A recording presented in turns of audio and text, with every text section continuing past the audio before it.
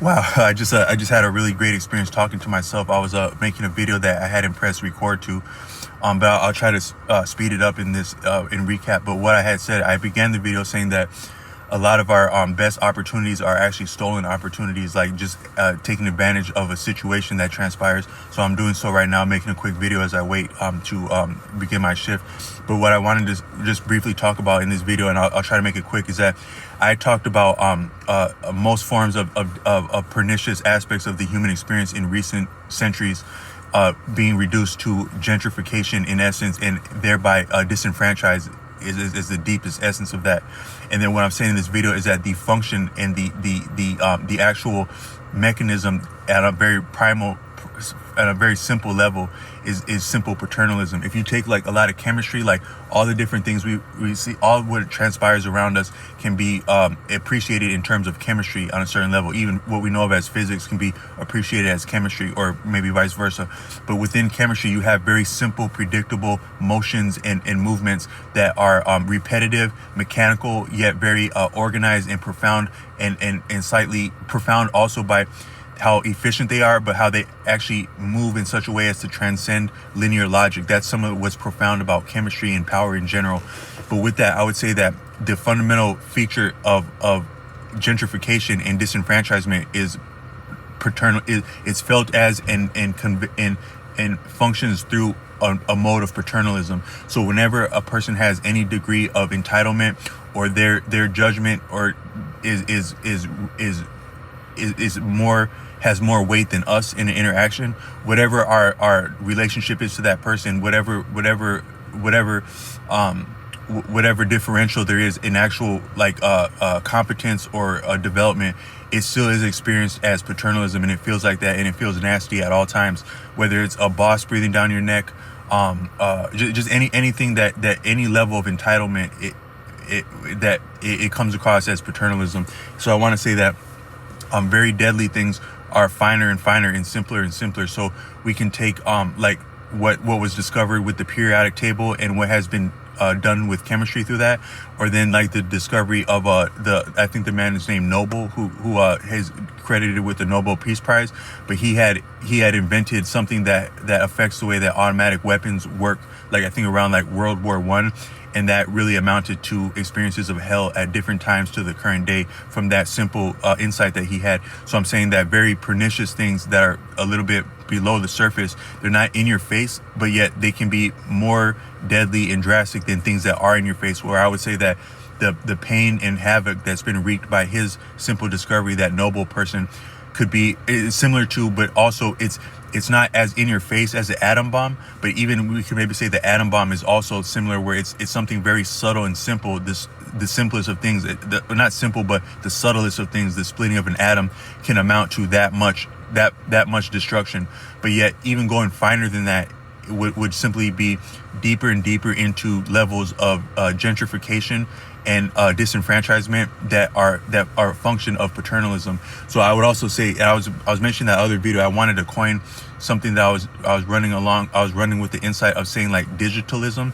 So I was saying that we have, like, in modern iterations of the different isms that are destructive and deadly, we had like feudalism, colonialism, industrialism, capitalism, and we also had like adventurism, and I was referencing adventurism as different ways of making conflict where there didn't have to be conflict. So that can be military adventurism overseas, or just different levels of havoc that we have locally, that can be like a function of say the way that social media is functioning, or the general World Wide Web / matrix apparatus, the way that it's functioning and creating havoc, yet it's created inequity and suffering on all different levels of human existence, and then it's also redoubling and feeding back into that as a means of profiting from that, to where it's yet another deadly feature in our human experience, being adventurism, but also maybe digitalism, is that some of the functioning of the digital space is as deadly as any of these other famous phases in modern history of suffering. And I just wanted to point out that digitalism might be another one of that, to coin a phrase quickly, if not or maybe I'm misappropriating that because I think I've heard that word before, and I don't mean to be irreverent, but I'm just pointing out that that may be another feature of our modern iteration of these different sufferings, but they can be reduced to gentrification and then finer disenfranchisement and then finer paternalism. And I just wanted to say that what I want to say with this video is that really deadly things are usually a function of some kind of combination effect, and the more simple, the more potent. So when we experience paternalism in any mode, at any scale, I pointed out that when I was in elementary, I yet envied my preschool cousin who was not fettered with obligations of going to school. But I also recognize a similar dynamic with young people in general, where they actually are jealous of different siblings or family members that have not made it into school yet, when they yet are in the earliest rungs of education, of grade school. But what I want to say is that I think that's a function of paternalism that is experienced in school, but yet even their cognates who are yet free of the school system, they still experience paternalism from their very loved ones, their own mother and father. They can get a sense of paternalism. And what I want to say is that when you're experiencing paternalism, you're experiencing a dual threat. You're experiencing the threat of force, punishment, with the threat of deprivation, exposure to elements, exposure to financial hardship. You're experiencing some combination of a threat of punishment and a threat of exposure / deprivation.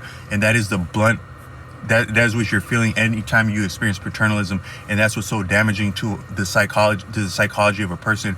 The Order Osho once said that he made a reference without having the opportunity to enunciate, which I think would have been brilliant if he could have, that most of our conflict in life and in society is a function of the dynamics within the nuclear home, the family unit. A lot, for better or worse, what our society and what our existence amounts to can be reduced to a function of the dynamics within the nuclear home, the family setting that a person experiences. There's nothing more there's nothing more profound in terms of support, yet also detriment, and what a person has to go through to transcend that and gain independence, but also some of the suffering and brutalities that are part of a nuclear family. And I'm saying that has to do with our understanding of family having overtones of feudalism, to say my mother, my brother, my father.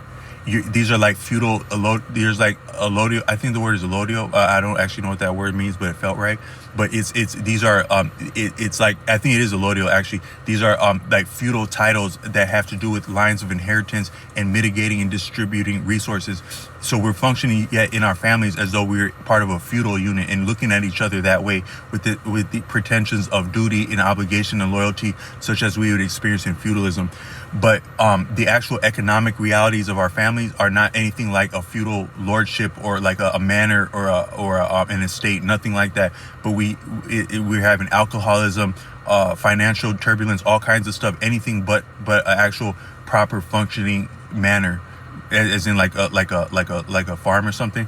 But yet we're having this type of, we're looking at each other, at family like this. So what I was saying in another video is that we do need constant people in our life of different levels of development. That is family, that is part of nature. But in nature, I think it's something more like just being cool. Like having cool people around you in nature is healthy for you and it's good for your development. But these arbitrary titles of what a family member's status is to you, and living up to that or suffering from that's really a function of both paternalism and just different pretensions based on our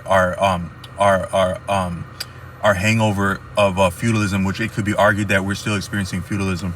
But all I'm gonna say is that Osho didn't get a chance to explain how the family unit is so detrimental, but I resonate with him when he said that. But if I had to say anything about that, maybe the turbulence and the suffering of the family unit and the different eventualities and aftermath of that, outcomes of that, landing into life on a poor footing because of some of the detriment that we experience in the family unit. Within the family unit, the actual suffering and the detriment is coming across as paternalism, obligation, owing another person a certain, we have to feel towards it. We owe somebody something because of their status, whether that's there's a genetic component to that, a financial component to that, an educational component to that. Owing something to somebody because of who they are is entitlement, but it also it comes across as paternalism. And each time a person experiences any smack of paternalism, you're experiencing a dual a dual blow. You're experiencing the underlying threat of punishment, and the underlying threat of deprivation. Do as I say or else. That is paternalism. And it's really unhealthy, and kind of like Chinese like water torture, where you keep dripping you keep dripping a drop of water, and it becomes you can't go on any further because it's so painful. And that's paternalism in a family.